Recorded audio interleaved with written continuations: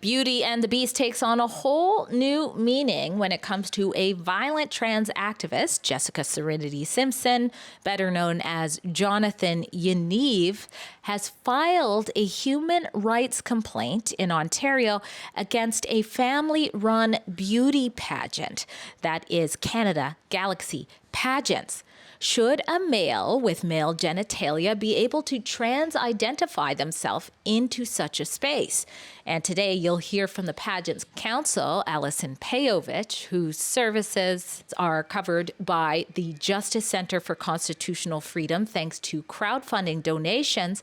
You'll hear her explain whether or not this case should be heard. On the one hand, it's important for us to get a ruling on such an important decision. On the other hand, why is the tribunal even considering this case, considering Yaniv Simpson has had so many delays? And you'll hear that one of the excuses Simpson has done for those delays is to bring up my reporting.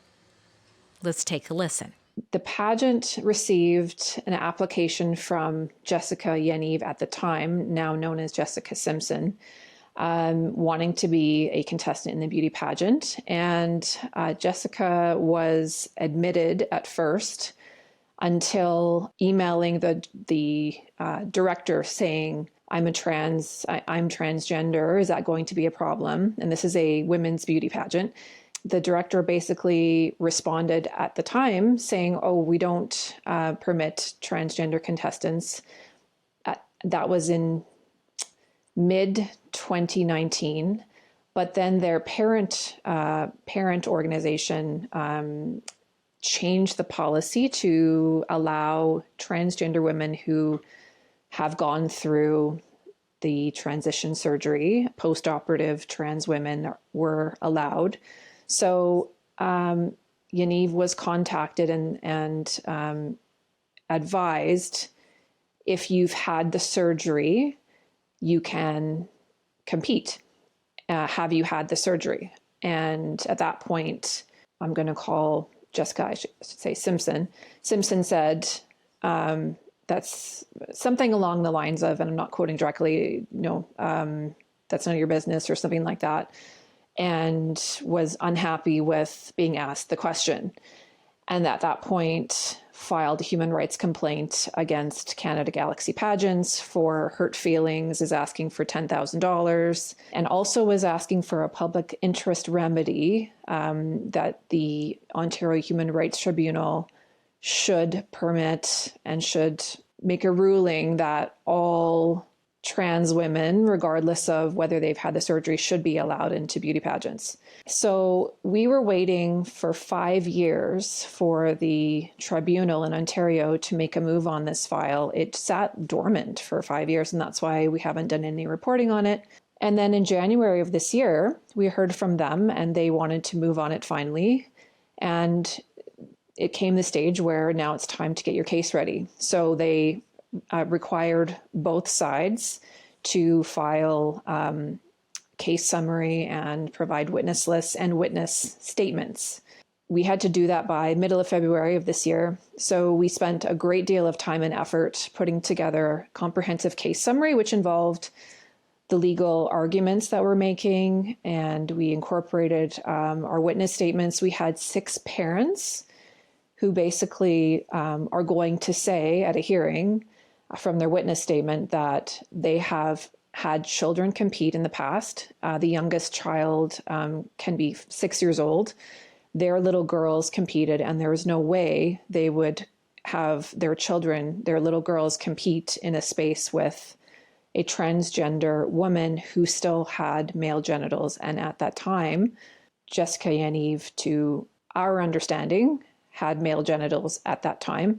And so our argument has always been, in all of our legal arguments and publicly, that little girls should not be exposed to male genitals. This is a beauty pageant. The facts are that when the contestants go backstage, they are in a state of undress, but they're going between different competitions. There is a swimsuit competition. Little girls can see a nude individual, and if that's a male, that shouldn't be happening. So, Anyway, we had all of these witness statements before the tribunal. We had our case summary done, and Jessica Simpson never filed the required documents, has been given a couple of chances, a couple of extensions to do so. And we didn't hear anything from the tribunal for a few months. So we wrote to them twice saying, are you going to dismiss this? It doesn't look like the complainant is interested in this case anymore. And they gave Jessica Simpson one final extension. I think it's the final extension, but I'm not sure. An extra 3 days to submit witness statements and a case summary, the proper one. And Jessica Simpson never responded.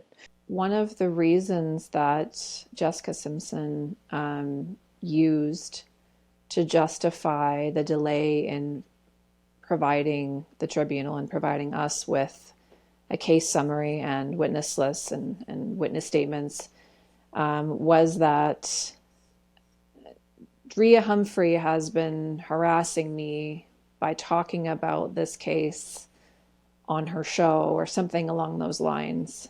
And I'm not going to provide one more thing until the tribunal deals with that.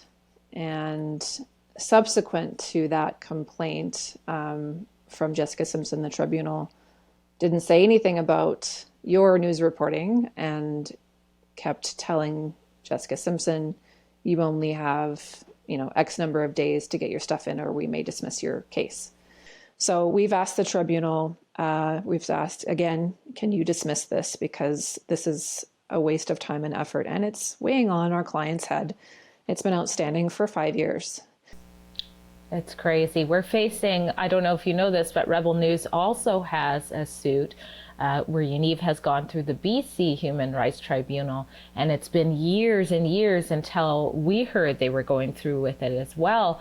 I was also one of the witnesses, as you know, that would be considered if this goes through. And one of the things I talked about was the other aspect of this. Not only is this an individual who likely had male genitalia at the time, but this is an individual who is violent, who has sent sexually explicit messages to minor girls. So did that weigh into any of their concerns as well? Do they have any rules for contestants that might have, in fact, a criminal history like Yaniv does? Absolutely. So at the time that Yaniv was asked the question, have you received your surgery? That information was not known to the beauty pageant.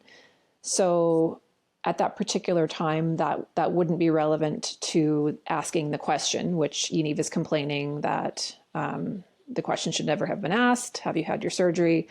But it goes to the second part of Yaniv's request for relief, which is Yaniv wants the tribunal to, I believe, say that, go ahead and go, you're allowed to be a contestant in this pageant. The pageant actually, in their fine print, in their policies, does not allow contestants to compete if they've been charged, not only convicted, but even charged with a criminal offense. So automatically, Simpson is not allowed to compete today. Oh, I see. Let's talk a little bit about Simpson's efforts to have sort of a ruling that says that males who identify as trans women should be allowed to participate in something like this, no matter if they've had the surgery, versus the pageant saying, okay, we're trying to accommodate here. Here's where we feel comfortable, where other people feel safe. If you've had the surgery, you're welcome. What does the law say about any of this? Right. So the Human Rights Codes of Canada have included, relatively new in the last 10 to 15 years, new protected grounds of discrimination, such as gender expression and gender identity. So for that reason, you see, and I know this happens, I'm living in Calgary. I know there have been news reports of this happening at certain Calgary pools.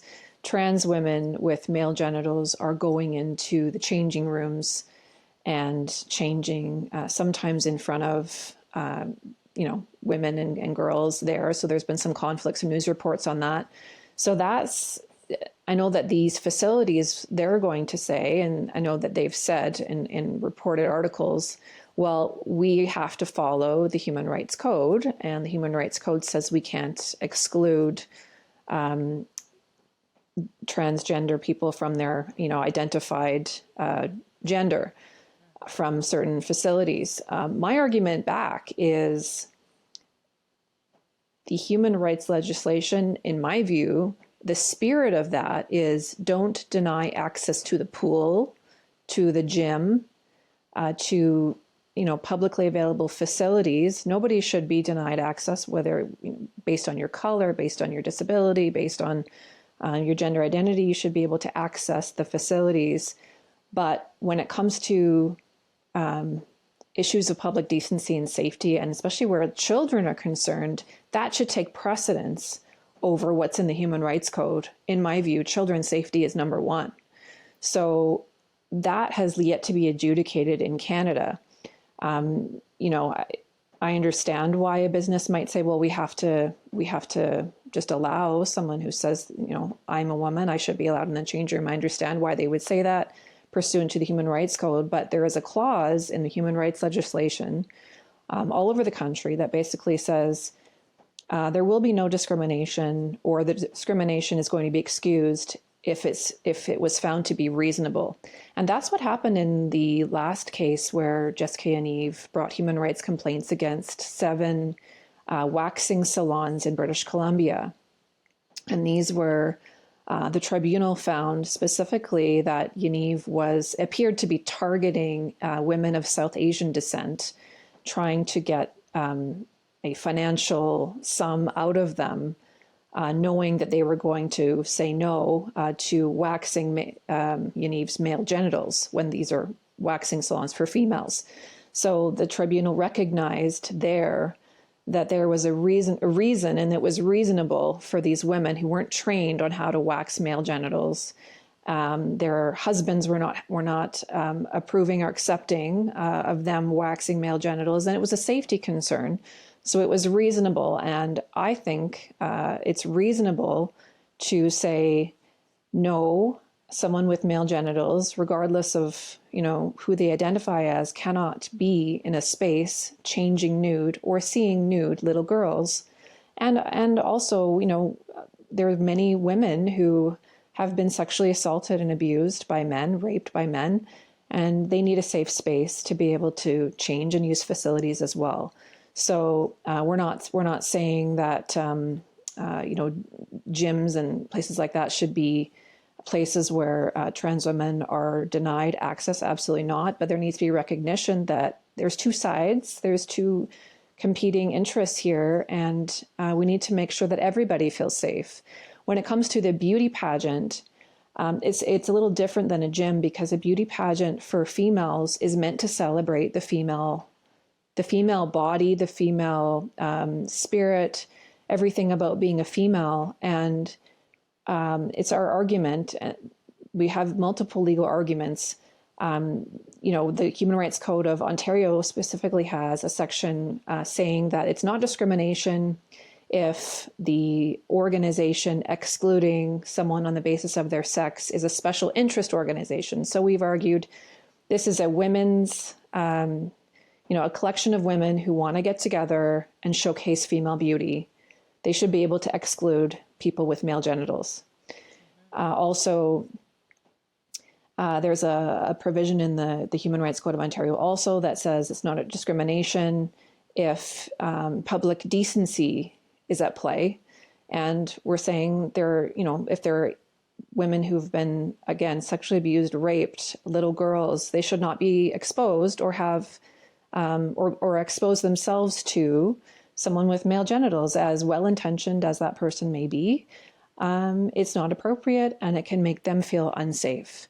So we've also have a transgender woman who is post-operative, who's had the surgery, who has competed in this Canada Beauty pageant, Canada Galaxy pageant before, and she's one of our witnesses, and she's basically agrees with the policy, agrees it's not appropriate to have someone with male genitals nude with little girls backstage.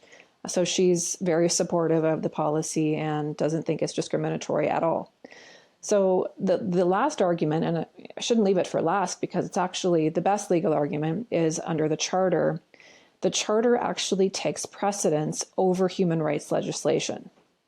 And our argument is that under Section 2D of the Charter, biological women have a freedom to associate with each other, to celebrate each other, and in celebrating the female form, the female physical body, female accomplishment and celebration, and they should be able to exclude those who don't share those same physical characteristics. And so, I don't know if this case is going to go ahead because of the delays and because Jessica Simpson no longer seems interested in the case. But if it does, there will be some interesting arguments, and I would look forward to arguing them and having a real adjudication of these issues.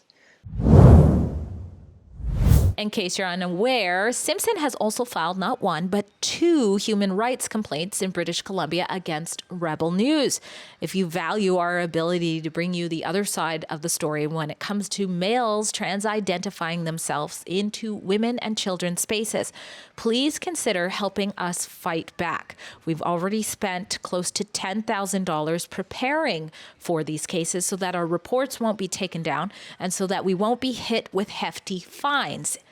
If you, again, value this, please go to our special website called stopyaniv.com and donate what you can.